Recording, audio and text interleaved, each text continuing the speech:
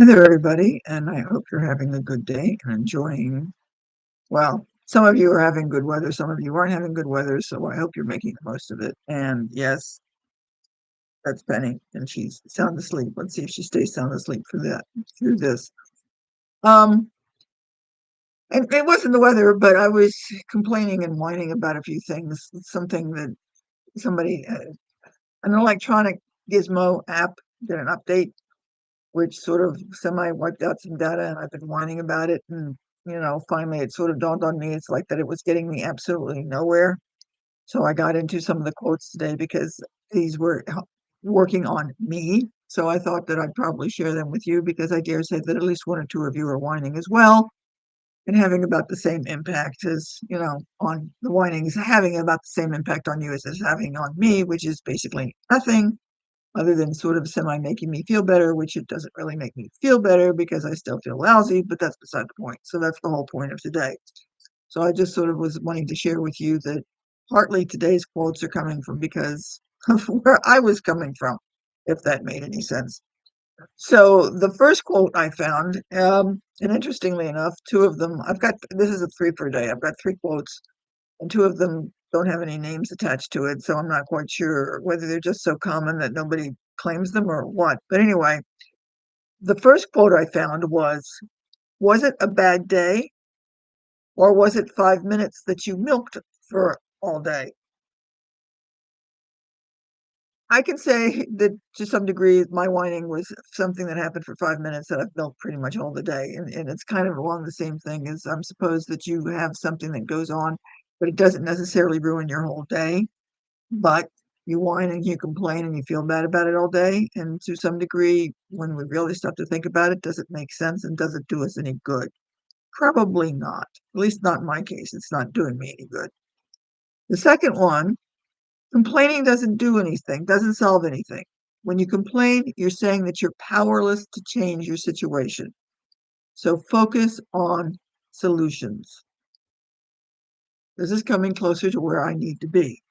Complaining doesn't solve anything. So I can sit there and whine and talk about how agencies can do things because they want to do it because it makes them money, blah, blah, blah, blah. But it's not going to accomplish anything for me. The situation is still the same. It's like, what's going to happen and what can I do? And focusing on that negativity or the lack of benefit for me isn't going to do anything. So I began, and that's really what started my turnaround. If I'm still in the process of doing the turnaround, so I haven't completely made that turnaround switch yet, but I'm working on it. Partly, I have to admit that some of that is what is going on right here. To start focusing on the solutions, what can I do? What is there some way I can go about doing something that's going to change the situation? Probably not. If I'm going to complain, I might as well find a way to do it officially and let the company know what I think about them. And then what am I going to do? Possibly look for a different app. I don't know. Get you adjusted to it, change my processes. I don't know. I have to think about that part. Which comes into the third quote, which is somewhat related to the second one. If you have time to whine and complain about something, then you have time to do something about it. This one has a name attached to it, Anthony J. D'Angelo. Now, I did a little research on him and it came up with the fact that he's a quote, educational entrepreneur, which I have to admit I never heard of that before. But apparently he goes around giving speeches and writing books and trying to, I don't know, help everybody get more out of their education. I'm not totally sure. But anyway, um, that's where his quote's coming from. The concept that if you have time to complain, you've got time to do something. Now, the thought about this I have, and I've known about this quote for a long time, but it comes from something in my educational teaching background. Because one of the things I learned way back when in ancient history, when I started teaching, was that I heard so many students tell me and complain that I don't have time to do the assignments. I've got this and this is going on, and my life interfered, and I just didn't turn the assignment in. And can I have extra time? And on and on and on and on. Because they would complain that they didn't have time to get anything done. I understood that, and I know where that's coming from because I've made the same complaint on time. Then the thing I started to notice after I'd been teaching for a few terms is that come the end of the term, when these same students started to notice their grades and realize that the grades were not, shall I say, stellar, that suddenly these same students who couldn't find time to do their homework in the first place were somehow managing to rearrange their time to take a day or even two or possibly three on a rare occasion to sit back and do all the assignments that they had not done all term to get them turned in so they could get a passing grade.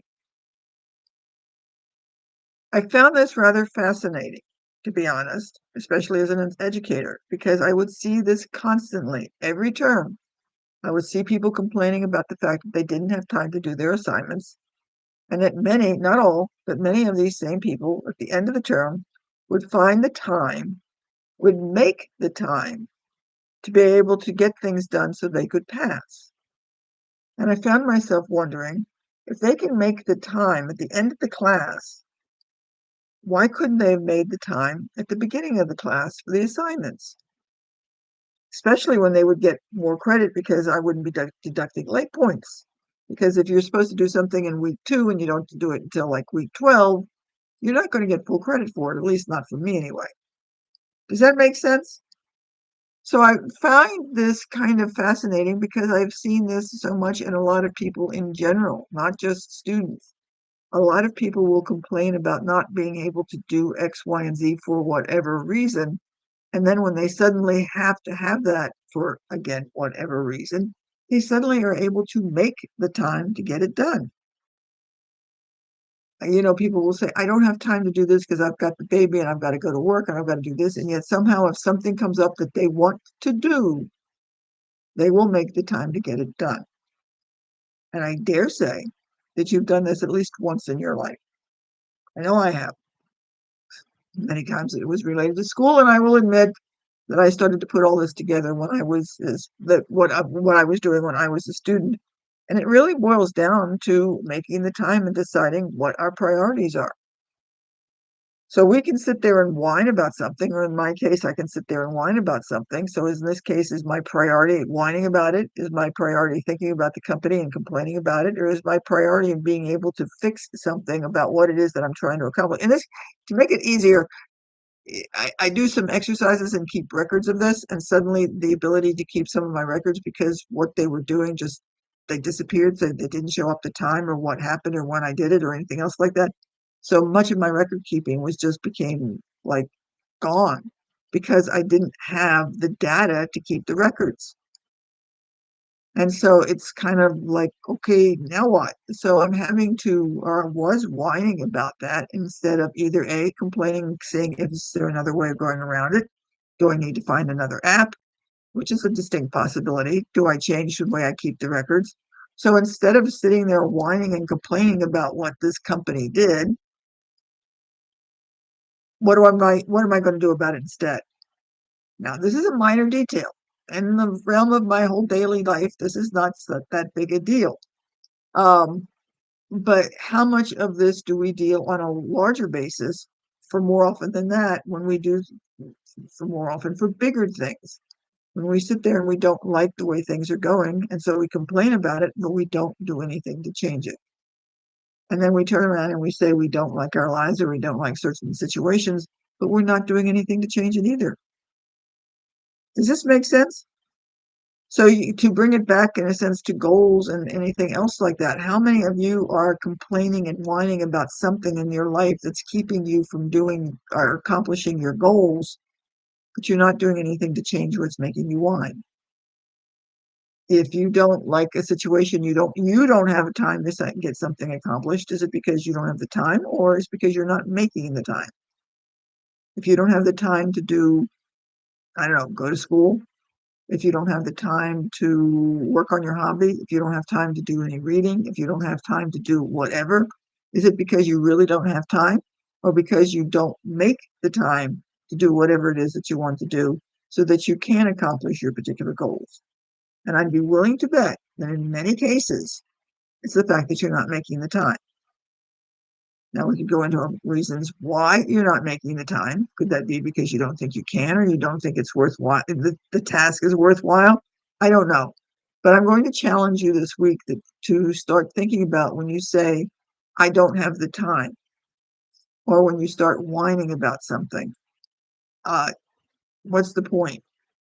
Now, I'm I'm all for having a small bit of whining and getting over it and getting out of your system. In a sense, it's kind of like just getting it done and getting it out there. But at some point, bringing it to a conclusion and saying, okay, now what am I going to do? How am I going to fix this? Is it worth whining, or do I need to fix something and do something different? So think about that. Because we have a lot more control over our lives than we say we do.